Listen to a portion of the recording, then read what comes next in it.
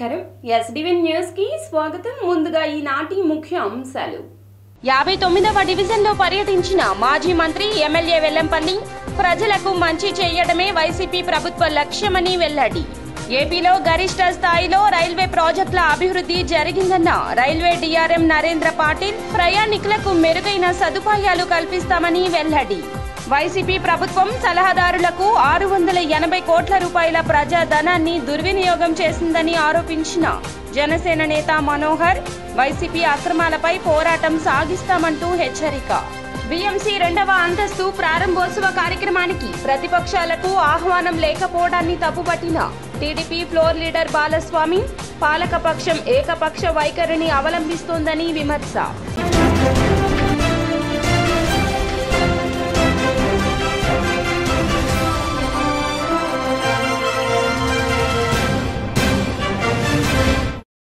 ఇక డీటెయిల్స్ చూస్తే ప్రజలకు మంచి చేయడమే వైసీపీ ప్రభుత్వ లక్ష్యమని సెంట్రల్ నియోజకవర్గ వైసీపీ ఇన్ఛార్జ్ వెల్లంపల్లి శ్రీనివాసరావు అన్నారు. వైసీపీ సెంట్రల్ నియోజకవర్గం సమన్వయకర్త మాజీ మంత్రి ఎమ్మెల్యే వెల్లంపల్లి నియోజకవర్గంలో ప్రతి గడపకు వెల్లంపల్లి శ్రీనివాస్ అనే నినాదంతో స్థానిక 59వ డివిజన్ సింగినగర్ డాబాకోట్లు తదితర ప్రాంతాల్లో స్థానిక కార్పొరేటర్ ఎండీ షాహీనా సుల్తానా హఫీజుల్లాతో కలిసి ప్రతి ఇంటికి వెళ్లి కరపత్రం ఇస్తూ ప్రజలతో మాట్లాడుతూ పర్యటించారు. ప్రతి ఇంటికి సంక్షేమ పథకాలు అందిస్తున్నామని చెప్పారు.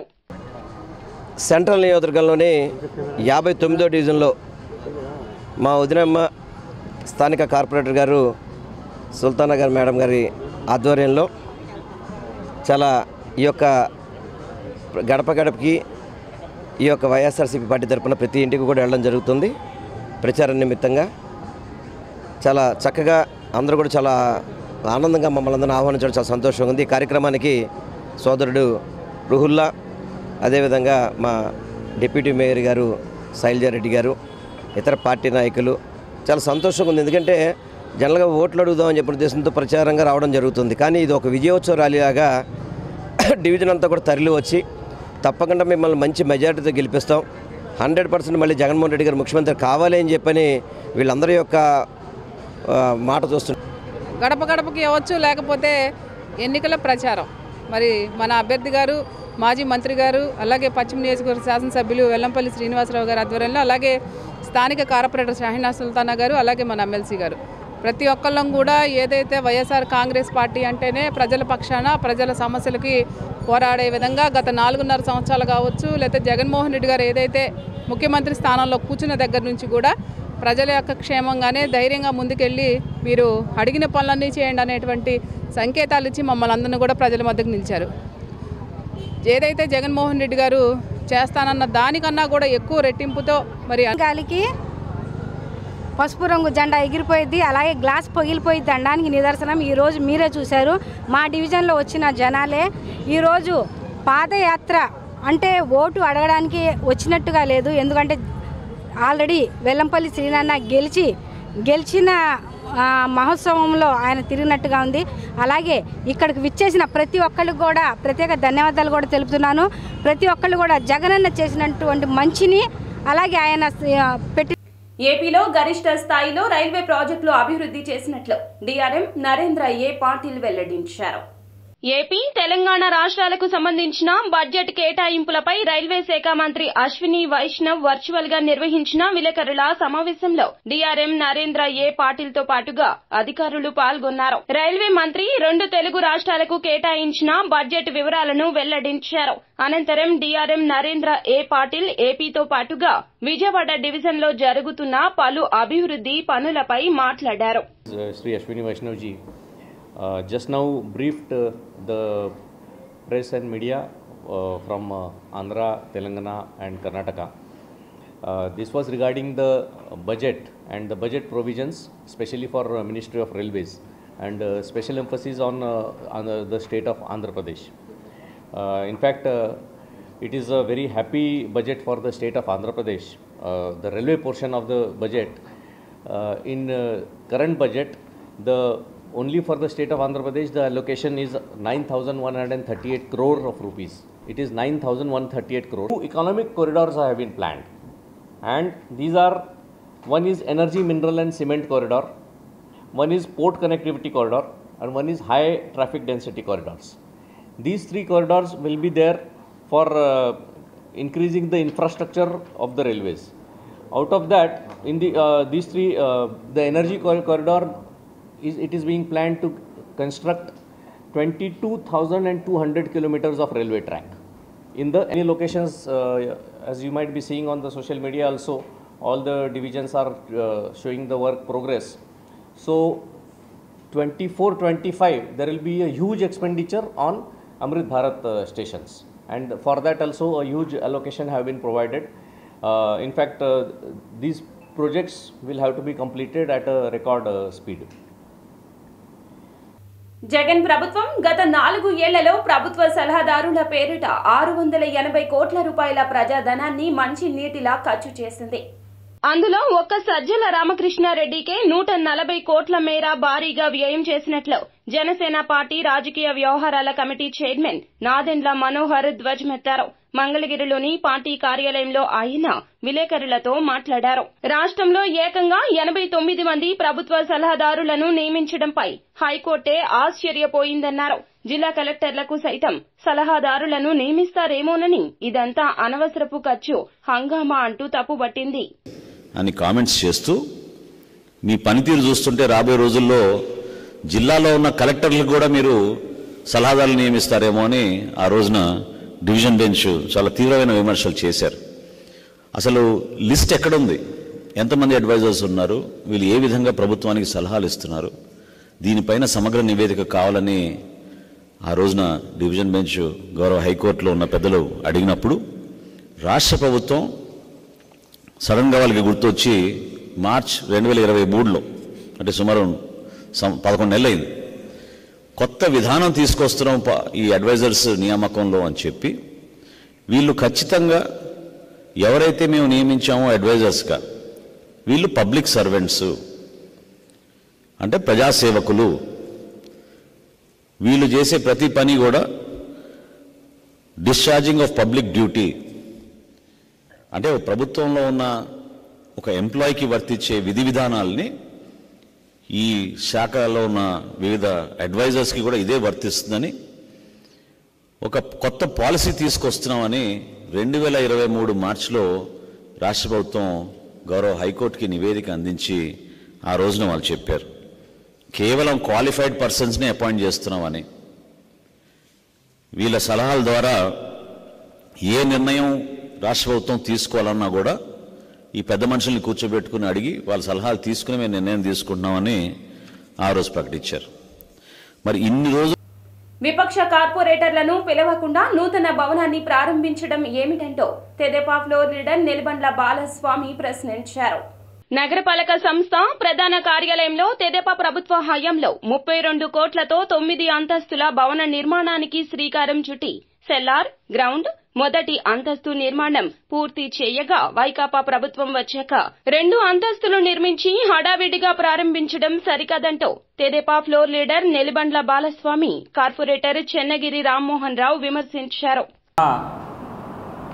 కార్పొరేషన్లో 2వ అంతస్తు అంటే కార్పొరేషన్ ప్రధాన కార్యాలయం తెలుగుదేశం ప్రభుత్వం హయాంలో 32 కోట్లు కేటాయించి మరి స్టిల్ టు G+2 నిర్మించడం జరిగింది. మరి నిన్న పేపర్లో వెల్లంపల్లి శ్రీనివాసరావు, మేయరు, డిప్యూటీ మేయర్లు, అధికారులు కలిసి 2వ భవనం ప్రధాన కార్యాలయంలో 2వ భవనాన్ని ఓపెన్ చేశారు. కనీసం ఈ మెసేజ్ కార్పొరేటర్లు అందరికీ ఇవ్వాలి. ఓపెనింగ్ ఫంక్షన్కి ఎవరిని పిలవాల, కనీసం మా పార్టీ నుంచి ఒకరు కూడా సమాచారం లేదు కార్పొరేటర్ ఎవరికి. అంటే వీళ్ళ తాత డబ్బులతో ఏమన్నా వీళ్ళ జేబులో డబ్బులు వీళ్ళ తాత డబ్బులు పెట్టి ఏమన్నా ఇది కట్టించారా? ఎవరికి చెప్పకుండా వీళ్ళు సీక్రెట్గా ఓపెన్ చేసుకోవడానికి అన్ని పార్టీల్లో ఉన్న అందరూ కార్పొరేట్ లైటింగ్లు పెట్టి విద్యుత్ కనెక్షన్లు ఇచ్చి ఓపెన్ చేశారు. కనీసం సమాచారం ఇవ్వాలి ఎవరికి. ఇది ఎంత దుర్మార్గం. వీళ్ళ జేబులో డబ్బులు, వీళ్ళ తాత జేబులో డబ్బులు పెట్టి ఏమైనా కట్టించారా ఈ కార్యాలయం? దీన్ని తెలుగుదేశం కార్పొరేటర్లు అందరం కూడా తీవ్రంగా ఖండిస్తున్నాం. అంత సీక్రెట్గా మీరు ఓపెన్ చేయాల్సిన అవసరం ఏముంది? దీన్ని తెలుగుదేశం పార్టీ ఫ్లోర్ లీడర్గా తెలుగుదేశం పార్టీ కార్పొరేటర్లు అందరం దీన్ని తీవ్రంగా ఖండిస్తున్నాం. అలాగే మొన్న కౌన్సిల్లో ఒక ప్రశ్న వేయడం జరిగింది. 3 సంవత్సరాల పైన ఉద్యోగులందరికీ ప్రమోషన్లు కల్పించాలంటూ అసోసియేషన్ రాష్ట్ర అధ్యక్షురాలు ఎన్ విజయలక్ష్మి డిమాండ్ చేశారు. మహిళా ఆరోగ్య కార్యకర్తలకు హెల్త్ సూపర్వైజర్లుగా ప్రమోషన్లు కల్పించాలంటూ AP health department and women health employees welfare association రాష్ట్ర అధ్యక్షురాలు వికేఎన్ జయలక్ష్మి వెల్లడించారు. హెల్త్ అసోసియేషన్ ఎన్టీఆర్ జిల్లా సమావేశం జరిగింది. ఈ సమావేశంలో అసోసియేషన్ రాష్ట్ర అధ్యక్షురాలు వికేఎన్ జయలక్ష్మి మాట్లాడుతూ మహిళా ఆరోగ్య కార్యకర్తలు హెల్త్ సూపర్వైజర్లకు వార్డు సెక్రటరీలకు 4 ఏళ్ల నుంచి రవాణా భత్యం కూడా ఇవ్వడం లేదన్నారు. హెల్త్ ఎంప్లాయీస్ వెల్ఫేర్ అసోసియేషన్ రాష్ట్ర ప్రెసిడెంట్ అండి. నా పేరు వికేఎన్ జయలక్ష్మి. ఈరోజు ఏఎన్ఎంల సమస్యలపై మేము ఇప్పుడు ఎన్టీఆర్ జిల్లాలో డిఎంఎండ్హెచ్ఓ మేడం సుహాసిని మేడంని కలవటం జరిగింది. అట్లాగే ఇక్కడ ఎన్జీఓస్ లీడర్స్ అయిన ఎన్జీఓస్ ప్రెసిడెంట్ గారు, జేఏసీ చైర్మన్ బండి శ్రీనివాస్ గారును, శివారెడ్డి గారు సెక్రటరీ గారిని కలవటం జరిగింది. విషయం ఏంటంటే ఇప్పుడు ఆర్సీహెచ్ ఇన్సెంటివ్ గత 4 సంవత్సరాల నుంచి ఏఎన్ఎంఎస్కి ఇవ్వట్లేదు. ఆర్సీహెచ్లో వర్క్ అంతా కూడా వీళ్ళ సొంత డబ్బులతోటే వీళ్లే చేస్తున్నారు. ఇప్పుడు కొత్తగా ఎమ్మెల్యేహెచ్పిల్ని రిక్రూట్మెంట్ చేయడం జరిగింది. ఆ ఎమ్మెల్యేహెచ్పిల్ మాత్రం ఆర్సీహెచ్ వర్క్ మాత్రం చేయట్లేదు. చేయనప్పటికీ కూడా నా పేరు ఎస్ సౌజన్య. మాకు సచివాలయం ఏఎన్ఎం నండి. మాకు ఫోన్స్ వర్క్ చేయవు. మాకు 54 ఉన్నాయి యాప్స్, 84 యాప్స్ ఉన్నాయి మొత్తము. మా ఫోన్స్ హ్యాంగ్ అయిపోతాయి. ఎమ్మెల్యేహెచ్పీలకి సిస్టమ్స్ ఇచ్చారు. వాళ్ళు ఈ సంజీవని ఒక్కటే చేస్తారు, కానీ ఉన్న ఆర్సీహెచ్, యువిను, తర్వాత ఎన్సీడీసీడీ అన్ని కూడా మేమే చేయాలి. మేము చేస్తాం. ఇన్సెంటివ్స్ మాత్రం ఎమ్మెల్యేహెచ్పీలకి ఇస్తారు. మా సమస్య ఎట్లా అనేది చెప్పుకోవడానికి వచ్చాము ఈరోజు. యూనిఫామ్ అలవెన్స్ అనేది లేదు. ఎఫ్ఆర్ఎస్ అనేది ఓన్లీ సచివాలయం దగ్గర మాత్రం. రాజ్యాంగ స్ఫూర్తిని దెబ్బతీసేలా కేంద్ర రాష్ట్ర ప్రభుత్వాలు పాలన సాగిస్తున్నాయని దళిత బహుజన ఫ్రంట్ నాయకులు మేళం భాగ్యారావు ఆరోపించారు. రాబోయే ఎన్నికల్లో దళిత బహుజనుల రాజకీయ కార్యాచరణపై దళిత బహుజన ఫ్రంట్ ఆధ్వర్యంలో గాంధీనగర్ ప్రెస్ క్లబ్ లో రౌండ్ టేబుల్ సమావేశం జరిగింది. ఈ సందర్భంగా దళిత బహుజన ఫ్రంట్ నాయకులు మేళం భాగ్యారావు మాట్లాడుతూ దేశంలో, రాష్ట్రంలో మతతత్వ, కులతత్వ పార్టీలు రాజ్యాంగ స్ఫూర్తిని దెబ్బతీసేలా వ్యవహరిస్తున్నాయన్నారు. రాజ్యాంగానికి, రాజ్యాంగపరమైనటువంటి ప్రజా హక్కులకి పూర్తి స్థాయిలో భంగం కలిగింది. మతతత్వవాదులు రెచ్చిపోతున్నారు. కులవాదులు ప్రభుత్వాలను ఏర్పరచుకొని అణగారిన కులాలకు రాజ్యాంగబద్ధంగా ఏర్పాటైనటువంటి చట్టాలు, ప్రత్యేక అవకాశాలు, సంక్షేమ అభివృద్ధి పథకాలు ఫలాల్ని అందకుండా చేస్తున్నారు. బీజేపీ పేరుతో ఈ దేశానికి పెద్ద ముప్పు ఏర్పడింది. మోడీ నేతృత్వంలో జాతీయ స్థాయిలో ఏర్పడినటువంటి ప్రభుత్వం అసలు రాజ్యాంగాన్ని పక్కన పెట్టి వాళ్ళ ఆర్ఎస్ఎస్ ఎజెండాని ముందుకు తీసుకెళ్లేటువంటి కుట్రలో భాగంగా రాజ్యాంగేతర ప్రభుత్వాన్ని బీజేపీ మోడీ ప్రభుత్వం కొనసాగిస్తుంది. ఆ బీజేపీ మోడీ ప్రభుత్వానికి ఆంధ్రప్రదేశ్ రాష్ట్రంలో ఏమీ బలం లేదు, ఓట్లు బలం లేదు. 1.5% మాత్రమే బీజేపీకి ఓట్లు ఉన్నాయి. కానీ బీజేపీనే అతిపెద్ద బలమైనటువంటి పార్టీగా ఆంధ్రప్రదేశ్లో ఉంది. ఏ రూపంలో? ఇక్కడ అధికారంలో ఉన్న జగన్మోహన్ రెడ్డి పార్టీ, ఇక్కడ ప్రతిపక్షంగా ఉన్న తెలుగుదేశం పార్టీ, తర్వాత పవన్ కళ్యాణ్ పార్టీ, అన్ని పార్టీలు బీజేపీ పార్టీని సపోర్ట్ చేస్తున్నారు. పార్లమెంట్లోనూ రాజ్యసభలో చంద్రబాబు భవిష్యత్తుకు గ్యారంటీ కార్యక్రమం హాస్యాస్పదంగా ఉందని వైసీపీ తూర్పు ఇన్ఛార్జ్ దేవినేని అవినాష్ ఎద్దేవా చేశారు. అసలు వాళ్ల పార్టీకే గ్యారంటీ ఉందా అంటూ ఆయన ప్రశ్నించారు. నియోజకవర్గంలో చేపట్టిన గడప గడపకు మీ అవినాష్ అన్న హామీ కార్యక్రమం బాడవపేట, ఉడ్డుపేట ప్రాంతాల్లో కొనసాగింది. ఈ సందర్భంగా 4.5 ఏళ్లలో సీఎం జగన్ అమలు చేసిన సంక్షేమ, అభివృద్ధి కార్యక్రమాలను ప్రజలకు వివరించడంతో పాటుగా మళ్లీ అధికారంలోకి వచ్చాక ఈ ప్రాంతంలో చేయబోయే పనులతో ముద్రించిన మీ అవినాష్ అన్న హామీ కరపత్రాలు పంపిణీ చేశారు. ఈ 4.5 సంవత్సర కాలంలో జరిగిన అభివృద్ధి కార్యక్రమాలు ప్రతి ఒక్కటిగా స్థానిక ప్రజానీకానికి వివరించి, గతంలో ఏదైతే గడప మన ప్రభుత్వ కార్యక్రమంలో జనాభా ఏ ఇష్యూస్ అయితే మాకు చెప్పారో అందులో దాదాపుగా 95% పైగా ఈరోజు ఏరో డివిజన్లో ఆ సమస్యలన్నీ గారి పరిష్కరిస్తాం జరిగింది. ఏదైతే ముఖ్యంగా బారాపేట కానివ్వండి, ఉచ్చిపేట కానివ్వండి, రిజిస్ట్రేషన్ సమస్యలు ఏదైతే ఉన్నాయో జగన్మోహన్ రెడ్డి గారి దృష్టికి తీసుకెళ్తాం. వెంటనే అధికారులందరితో గారు చెప్పి ఆ రిజిస్ట్రేషన్ ప్రక్రియ పూర్తయ్యే విధంగా ఈరోజు జగన్మోహన్ రెడ్డి గారు ఒక ప్రాసెస్ ముందుకు చేస్తాం గారు జరుగుతుంది. తప్పకుండా రాబోయే రోజుల్లో ఈ ప్రాంతంలో ప్రజానికానికి ఇళ్ల పట్టాల రిజిస్ట్రేషన్ చేయించే బాధ్యత వైఎస్ఆర్ కాంగ్రెస్ పార్టీ జగన్మోహన్ రెడ్డి గారు తీసుకుంటారని చెప్పాను.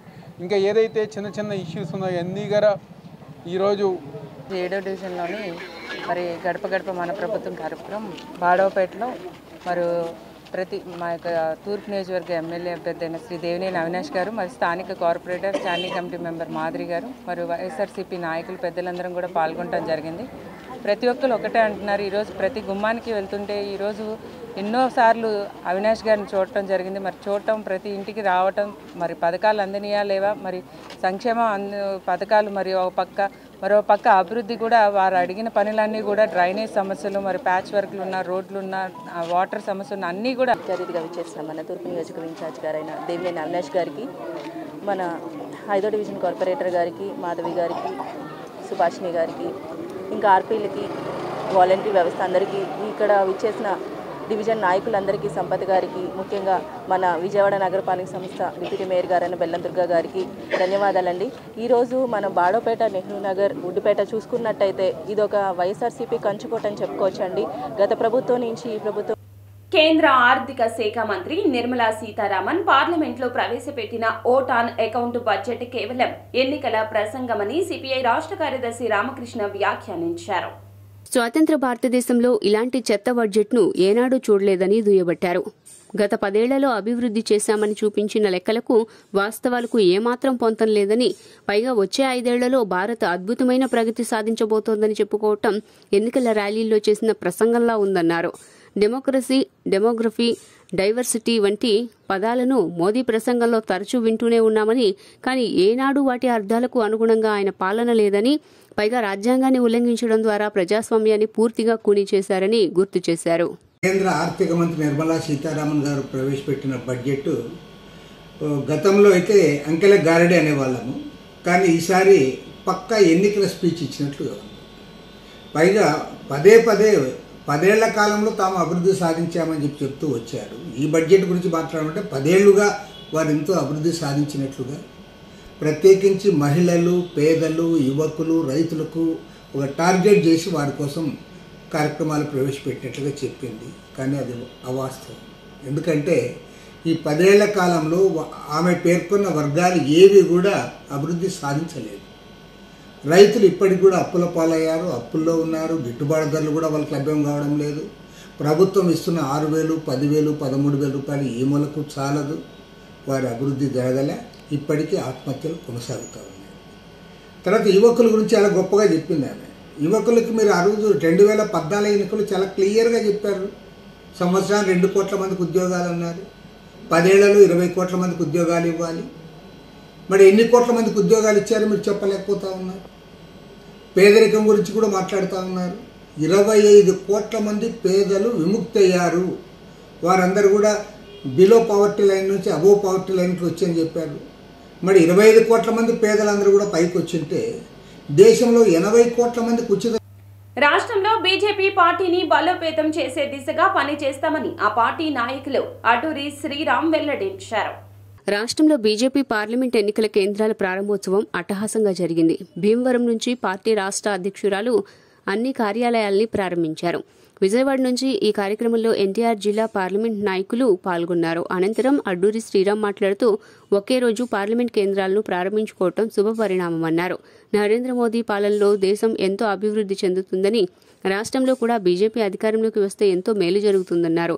పార్టీ బలోపేతానికి నాయకులు, శ్రేణులు కృషి చేయాలని పిలుపునిచ్చారు. జనతా పార్టీ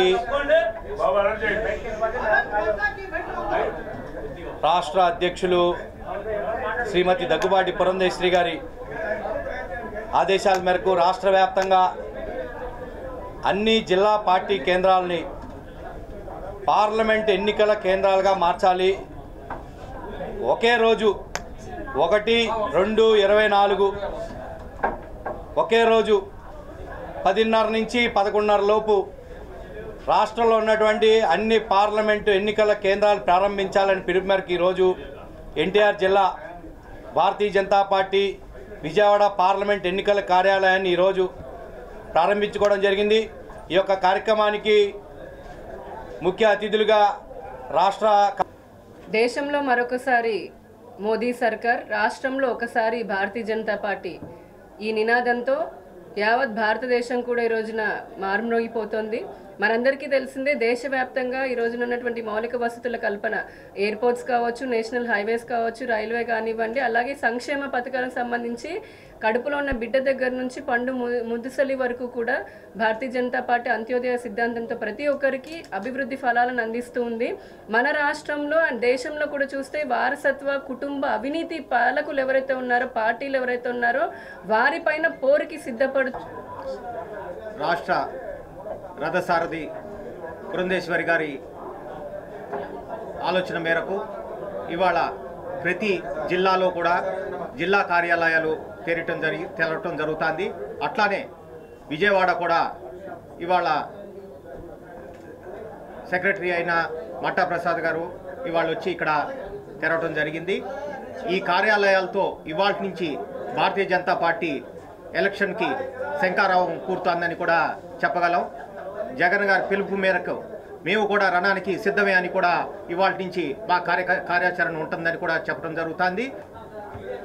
ఈరోజు ఆంధ్రప్రదేశ్ రాష్ట్ర భారతీయ జనతా పార్టీ అధ్యక్షురాలైనటువంటి పురంధరేశ్వరి గారు ఏదైతే 25 జిల్లాలు మన ఆంధ్రప్రదేశ్లో ఉన్నాయో ఆ 25 జిల్లాలను కూడా వర్చువల్గా ఎన్నికల కార్యాలయాలుగా ఈరోజు నుంచి మరి ప్రశాంతమైన వాతావరణంలో పోలింగ్ జరిగేలా చూస్తామంటూ ఎన్టీఆర్ జిల్లా సబ్ కలెక్టర్ సంపత్ కుమార్ వెల్లడించారు.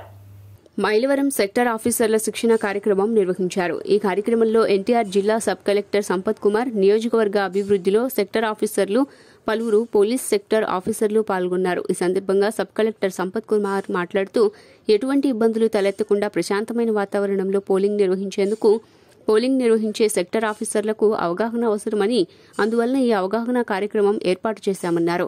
పోలింగ్ కేంద్రాల్లో అన్ని వసతులు ఏర్పాటు చేస్తామని, ప్రశాంతమైన వాతావరణంలో పోలింగ్ జరిగేలా చూస్తామని ఆయన వెల్లడించారు. సమావేశానికి రావడం జరిగింది. ఇక్కడ ప్రధానంగా సెక్టర్ ఆఫీసర్స్, అదేవిధంగా సెక్టర్ పోలీస్ ఆఫీసర్స్ అందరూ కూడా ఈ అవగాహన కార్యక్రమంలో పాల్గొనడం జరిగింది. సో ఎన్నికలు ప్రశాంతమైన వాతావరణంలో నిర్వహించాలంటే సంపూర్ణమైనటువంటి అవగాహన అందరికీ ఉండాలి ఎన్నికల సిబ్బందికి.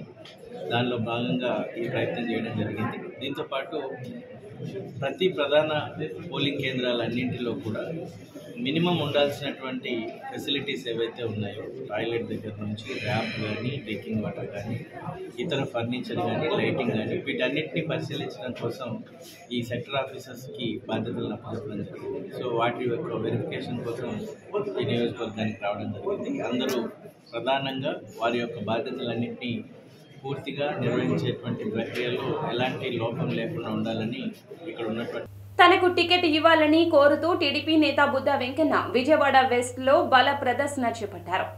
రానున్న ఎన్నికల నేపథ్యంలో టీడీపీ, జనసేన పొత్తు పెట్టుకున్న సంగతి తెలిసిందే. ఈ నేపథ్యంలో జనసేనకు ఏ నియోజకవర్గాలను కేటాయిస్తారో అనే ఉత్కంఠత నెలకొంది. పొత్తు నేపథ్యంలో పలువురు టీడీపీ నేతలు టికెట్లు కోల్పోయే అవకాశం ఉంది. ఈ నేపథ్యంలో తనకు టికెట్ ఇవ్వాలని కోరుతూ టీడీపీ నేత బుద్ధా వెంకన్న విజయవాడ వెస్ట్ లో బల ప్రదర్శన చేశారు. కనకదుర్గమ్మ ఆలయం వరకు ర్యాలీ నిర్వహించారు. చంద్రబాబుకి ఇచ్చే దరఖాస్తును అమ్మవారి ఎదుట ఉంచి ఆశీర్వాదాలు తీసుకున్నారు. ఈ సందర్భంగా మీడియాతో మాట్లాడుతూ చంద్రబాబు తనకు దైవ సమానులని, ఆయనకిచ్చే అప్లికేషన్ను ముందుగా అమ్మవారికి ఇచ్చానని తెలిపారు. విజయవాడ వెస్ట్ అసెంబ్లీ లేదా అనకాపల్లి ఎంపీ టికెట్ ఇవ్వాలని అప్లికేషన్ ఇస్తున్నట్లు తెలియజేశారు. ఈరోజు ఆ అప్లికేషన్లో నాకు దైవ సమానమైనటువంటి నారా చంద్రబాబు నాయుడు గారు, నేను అమ్మవారిని ఎంత నమ్ముతానో చంద్రబాబు నాయుడు గారిని అంతే నమ్ముతాను. మా ఇంట్లో మాకు దైవ సమానులు చంద్రబాబు నాయుడు గారని ఉంటుంది, అది అందరికీ తెలుసు. ఈరోజు నా పెళ్లి రోజు, మా పెళ్లి రోజు నుంచి నాకు బాగుంది కాబట్టి ఈరోజు పెళ్లి రోజున ముహూర్తంగా పెట్టుకొని అమ్మవారి దగ్గర పూజ చేయించుకొని ఈ అప్లికేషను చంద్రబాబు నాయుడు గారికి పెట్టడం జరిగింది. ఆ అప్లికేషన్లో ఏముందంటే విజయవాడ వెస్ట్ నియోజకవర్గం కానీ లేదా అనకాపల్లి పార్లమెంట్ నియోజకవర్గం కానీ నన్ను పోటీ చేయించండి, ఇవాళ భారతదేశ రాజకీయాల్లో జరుగుతున్నటువంటి పరిణామాలు, ఒక పార్టీ సింబల్ మీద కలిసి రెండో పార్టీలోకి వెళ్తున్నటువంటి రోజులు ఇవి. ఏ రోజు ఏ ముఖ్యమంత్రి మారుతాడో, ఏ రోజు ఏ ముఖ్యమంత్రిని చేస్తాడో తెలియని రోజులు. ఇవాళ ఏ పార్టీకైనా చంద్రబాబు నాయుడు గారు కావచ్చు, పవన్ కళ్యాణ్ గారు కావచ్చు, వీళ్ళ కూటమికి ఏదన్నా వస్తే డి అంటే డి అని మీరు ఏ మాట అయితే ఇచ్చారో ఆ మాట నిలబడే మీద నాయకులు ఈ రాష్ట్రాల్లో బీఫామ్ ఇవ్వాల్సినటువంటి బాధ్యత వాళ్ళ మీద ఉంది. ఎందుకు ఈ మాట చెప్తున్నానంటే 3 సంవత్సరాలు పార్టీలో పోరాటం చేయలేనటువంటి వ్యక్తులు, పార్టీలో కనబడినటువంటి వ్యక్తులు 2 సంవత్సరాలు బట్టి పవన్ కళ్యాణ్ గారు చంద్రబాబు నాయుడు గారు కలయికతో పార్టీకి మళ్ళీ కొత్త జోష్ వస్తే కొత్త వాళ్ళు కనబడుతున్నారు. సరే, చంద్రబాబు నాయుడు గారు ఏ నిర్ణయం తీసుకున్నా దానికి వార్తలు ముగించే ముందు ముఖ్య అంశాలు మరోసారి. 59వ డివిజన్లో పర్యటించిన మాజీ మంత్రి ఎమ్మెల్యే వెల్లంపల్లి ప్రజలకు మంచి చేయడమే వైసీపీ ప్రభుత్వ లక్ష్యమని వెల్లడి. ఏపీలో గరిష్ట స్థాయిలో రైల్వే ప్రాజెక్టుల అభివృద్ధి జరిగిందన్న రైల్వే డీఆర్ఎం నరేంద్ర పాటిల్ ప్రయాణికులకు మెరుగైన సదుపాయాలు కల్పిస్తామని వెల్లడి. వైసీపీ ప్రభుత్వం సలహాదారులకు 680 కోట్ల రూపాయల ప్రజాధనాన్ని దుర్వినియోగం చేసిందని ఆరోపించిన జనసేన నేత మనోహర్ వైసీపీ అక్రమాలపై పోరాటం సాగిస్తామంటూ హెచ్చరిక. బీఎంసీ 2వ అంతస్తు ప్రారంభోత్సవ కార్యక్రమానికి ప్రతిపక్షాలకు ఆహ్వానం లేకపోవడాన్ని తప్పుపట్టిన టీడీపీ ఫ్లోర్ లీడర్ బాలస్వామి పాలకపక్షం ఏకపక్ష వైఖరిని అవలంబిస్తోందని విమర్శ. ఎస్టీవీ న్యూస్ సమాప్తం. నమస్కారం.